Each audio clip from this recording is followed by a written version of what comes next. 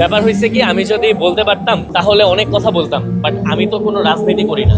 আমি সবসময় অন্যের বিরুদ্ধে, তো আমার মাথায় অনেক কথা আসে। এই কথাগুলো যদি আমি বলতে থাকি মানুষজন বিরক্ত হয়ে যাবে, যে চিন্তা করবে এই লোকে গান করবে, এই লোকে এত কথা বলে কেন। এই জন্য আমি কথাগুলোকে সংক্ষেপে এনে গানের ভাষায় নিয়ে আসি, তারপর হচ্ছে গানের মাধ্যমে দিই, এবং গানের মাধ্যমে যদি আমি প্রতিবাদটা করি তাহলে বেশি মানুষকে খুব ইজিলি কানেক্ট করা সম্ভব হয়। অবশ্যই চোখে পড়ছে, এটা কোনোভাবে ইগনোর করার কোনো অপশন নেই। কারণ বাংলাদেশের মানুষ কিন্তু 24-এর 5 আগস্টের পর থেকে পলিটিক্যালি অনেক বেশি সচেতন, আমরা অনেক বেশি সচেতন হয়েছি। এখন যেগুলো দেখতেছি, ধরেন ছাত্র দলের সাথে একবার দেখে আমি শিবিরের ঝামেলা চলে, একবার দেখে আমি ছাত্র দলের সাথে এনসিপির ঝামেলা চলে, এর সাথে ওর সাথে ওর, এগুলো তো আমরা দেখতে চাই নাই। এগুলো বাংলার মানুষ আসলে দেখতে চায় না। মানুষ খুবই ফেড আপ। মানে আমি জানি না যারা নীতি নির্ধারক আছে, এই যে স্বরাষ্ট্র মন্ত্রণালয়, ওনারা দেখতেছে কতটুকু বুঝতেছে মানুষের পালস। মানুষ একদম বিরক্ত, এইসব আমরা দেখতে চাই না। আমরা দেখতে চাই কি জানেন, ভালো কাজের প্রতিযোগিতা।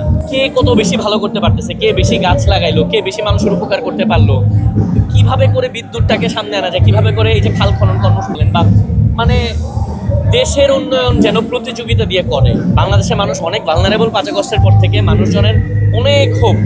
এতগুলো মানুষ মারা গেছে, এতগুলো মানুষ শহীদ হয়েছে, এত মানুষ আহত। এইগুলো একটু চিন্তা করে হইলে আমার মনে হয় যে আরো সহনশীল হওয়া উচিত আমাদের পলিটিক্যাল যারা ফিগার আছেন তাদের। যে কোনো দল, প্রত্যেক দলের ক্ষেত্রে আমি বলবো